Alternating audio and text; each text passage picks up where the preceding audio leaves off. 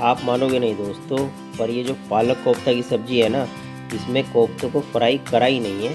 आजकल के ज़माने में जब टाइम नहीं होता, तो इस रेसिपी में ना कोई कटिंग चॉपिंग है और ना ही कोई मेहनत की ज़रूरत है। आप इसको बहुत ईज़िली बना लोगे दोस्तों, और कोफ्ते एकदम सॉफ्ट बनेंगे। हेलो दोस्तों, welcome to my cooking vlog. तो फिर देर किस बात की, चलो फिर शुरू करते हैं।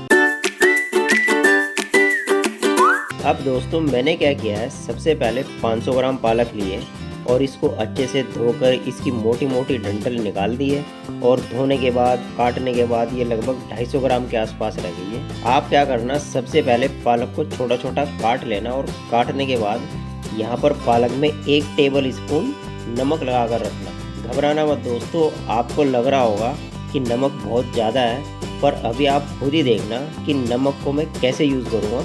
फिलहाल आप यहाँ पर पालक को नमक में मिलाना और इसको सिर्फ 10 मिनट के लिए छोड़ना। अब पालक को ऑटोमेटिकली कुछ हो जाएगा और देखो 10 मिनट में ही पालक कैसे ढल गई है दोस्तों।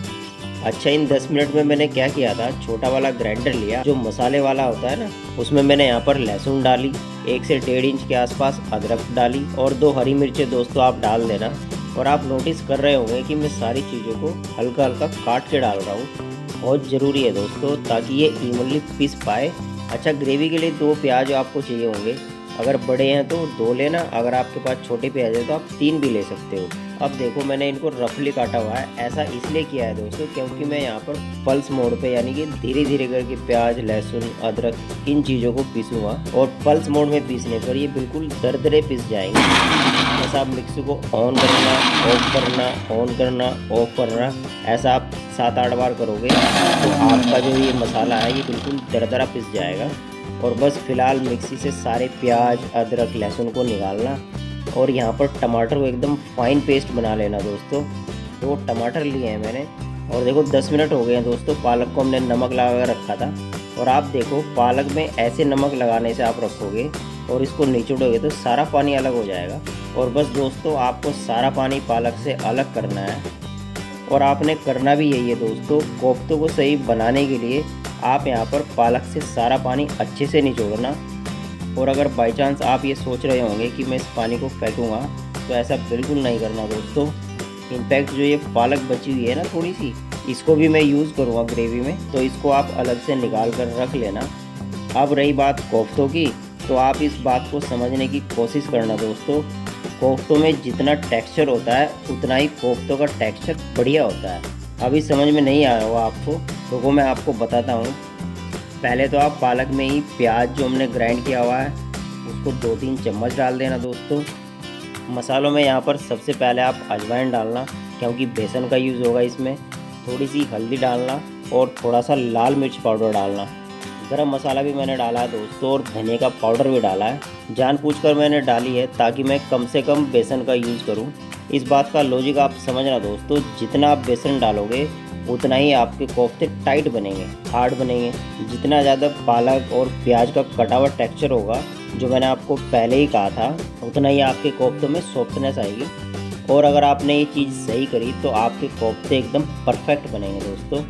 कम से कम बेसन में ही आपके कोफ्ते वाले लड्डू बन जाएंगे, बिल्कुल ऐसे। अच्छा, अब इनको पकाना कैसे है ये मैं आपको बताता हूँ। गैस ऑन करना, सरसों का तेल मैंने यहाँ पर लिया है, अच्छे से इसको गर्म किया और बहुत ही थोड़े मसाले डाले हैं। 1 चम्मच जीरा, थोड़ी सी काली मिर्च और थोड़ी सी इलायची। बस इसी में आप यहाँ पर वो जो प्याज का पेस्ट था ना उसको डाल देना। पर मेरी इस बात का ध्यान जरूर देना दोस्तों, ये जो प्याज हैं ये अनइवनली कटे हुए हैं, तो इनकी कुकिंग भी थोड़ी सी अनइवन ही होगी। तो मेरे कहने पे आप इनको यहाँ पर मीडियम फ्लेम पर आराम से पकाना, जब तक ये एकदम गोल्डन ब्राउन नहीं हो जाते। और ये देखो इस स्टेज तक आप पकाना। इसी टाइम पर आप यहाँ पर आधा चम्मच हल्दी पाउडर डालना, 1 चम्मच कश्मीरी लाल मिर्च पाउडर डालना, कलर बहुत अच्छा आएगा दोस्तों। और इन मसालों को जलने से बचाने के लिए आप यहाँ पर थोड़ा सा पालक वाला पानी डाल देना। इतना बढ़िया तरीका है इस पानी को यूज़ करने का दोस्तों। अब जैसी सारी चीज़ें भुन जाएँ तो आप यहाँ पर टमाटर का पेस्ट डाल देना। और जितना टमाटर का पेस्ट लगा भी होगा ना मिक्सी में, वो सारा का सारा आप पालक का पानी डाल के निकाल लेना। अब आप सोच रहे होंगे कि भाई इसमें नमक तो डाला ही नहीं है, नमक कब आएगा? अरे दोस्तों, जो पालक का पानी था ना उसमें नमक ऑलरेडी था, तो आपको नमक डालने की ज़रूरत नहीं है। बस अब आप यहाँ पर 1 टेबल स्पून धनिया पाउडर डालना और पानी डाल देना। बिल्कुल उल्टा लग रहा है ना सुनने में, पर हाँ दोस्तों, यहाँ पर आप पानी डाल देना और इसको थोड़ा सा पतला कर लेना। मैं यहाँ पर लाल मिर्च पाउडर डालना भूल गया था धनिया पाउडर के साथ, तो अभी मैं वो डाल देता हूँ। ये देखो काफ़ी पतला है, पानी में उबाला आ रहा है। तो आप यहाँ पर इसको ढक्कन लगाकर 10 मिनट के लिए छोड़ देना दोस्तों, मीडियम फ्लेम पर। ये आराम से पकती रहेगी। और रही वो कोफ्तों को पकाने वाली बात, अगर आप इसी कढ़ाई में इन मसालों के ऊपर एक दूध वाली छन्नी रख देते हो और उसके ऊपर आप अपने सारे के सारे कोफ्ते रख देते हो, तो आपके कोफ्ते यहाँ पर स्टीम हो जाएंगे आराम से। तो मैं क्या करता हूँ, यहाँ पर मेरे पास स्टीमर है, तो मैं क्या करूँगा, यहाँ पर स्टीमर में थोड़ा सा तेल लगाकर सारे के सारे कोफ्ते रख दूँगा और सिर्फ 10 मिनट में ही कोफ्ते अच्छे से फूल जाते हैं और अच्छे से अंदर तक पक जाते हैं दोस्तों।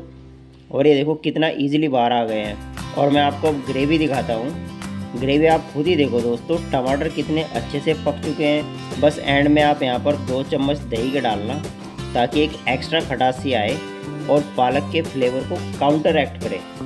और बस अब आप इसको तब तक भूनना जब तक सारा का सारा तेल अलग नहीं हो जाता।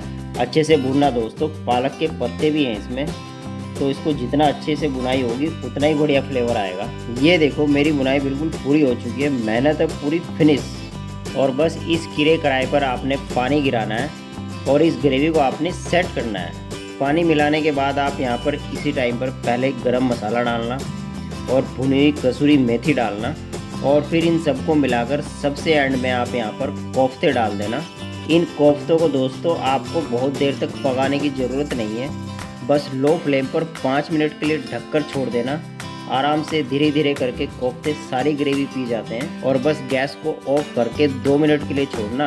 आप देखना तेल भी एकदम अलग हो जाएगा और आपकी पालक कोफ्ता करी बनकर पूरी तैयार हो जाएगी। है ना दोस्तों, नए ज़माने का एकदम मॉडर्न तरीका।